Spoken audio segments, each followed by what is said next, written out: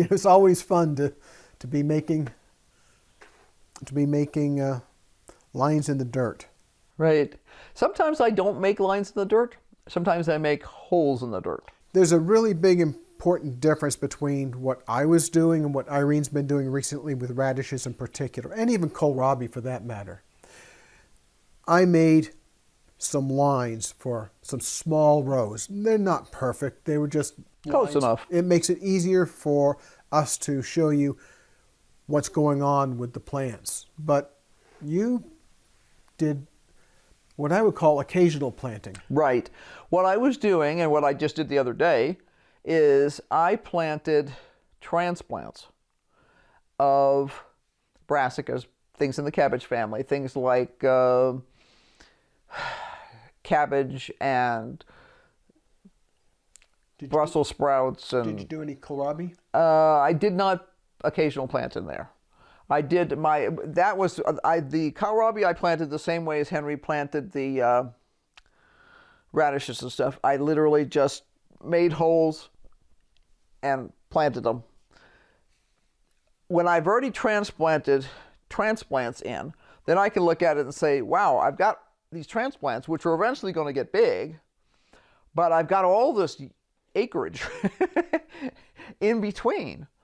These transplants are not going to get bigger for 30, 60 days more.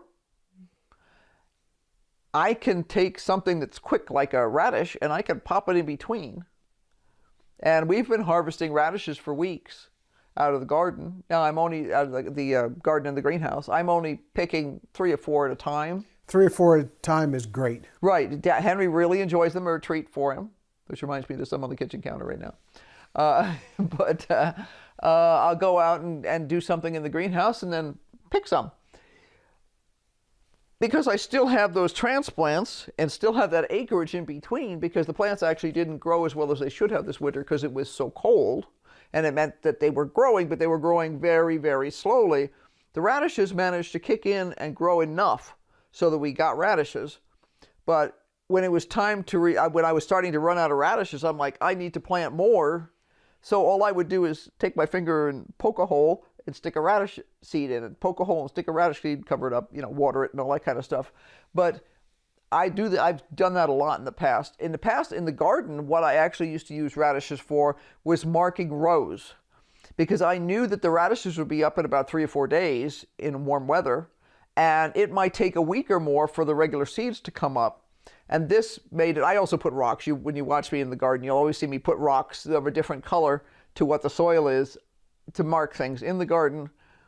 But radishes make a great way to mark things too. Like if I'm using splitting a row between 2 different types of green beans, for instance, if they're both green, it may not be that easy to discern exactly where that break is. And I don't want to leave a space, but I can leave a tiny space and stick a couple of radishes in there, and they'll pop up in 3 or 4 days, and now I know exactly where that break is, and I've got an edible marker.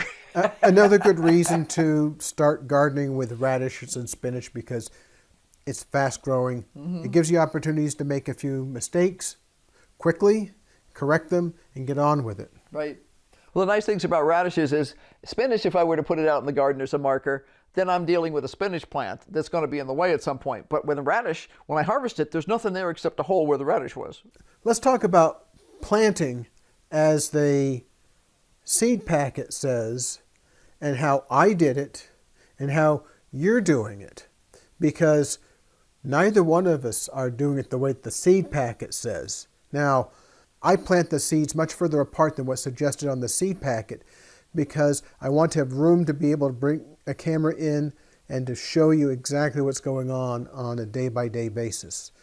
Irene goes the opposite way. Why do you do that, Irene? Well, it depends on the seed.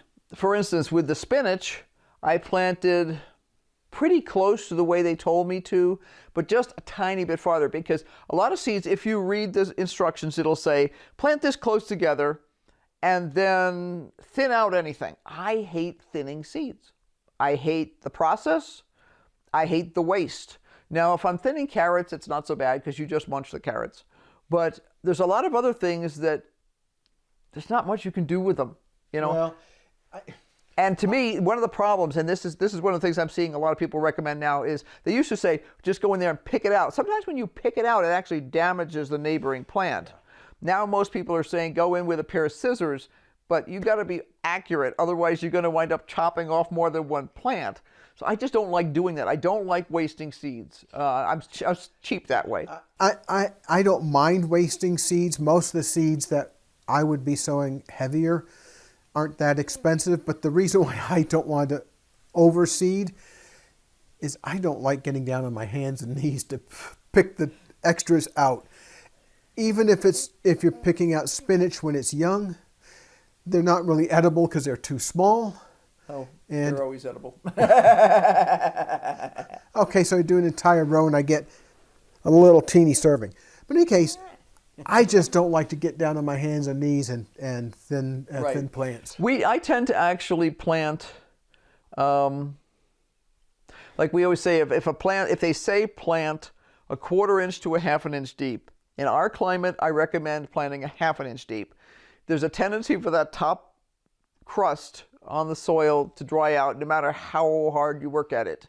So keeping them down that extra 1/4 inch makes them more likely to be able to absorb enough moisture and get going solidly. It also gives them a little head start over the things that might be out there waiting to get them. And it also lets me watch if I start seeing 1 or 2 popping up and the crows or some other kind of bird starts coming in and pulling them out, then I know I've got to cover things quickly. For planting distance, I tend to plant pretty close to what they tell me to. We've found that because our soil is not the greatest, because our nutrient level is not the greatest, sometimes planting a smidge farther apart can be a little bit better for the plants. It gives them some more room to deal with and makes it easier to get in and clean things out and things like that.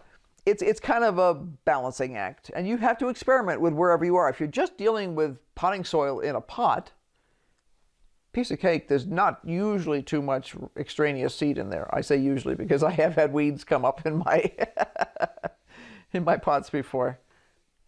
They were not blown in. They came in with the dirt. One of the problems we have discovered using potting soil in the greenhouse is that sometimes when you water, you'll say, oh, there's plenty of water in this pot. It runs down the side. It runs right down this crack between the dirt and the side.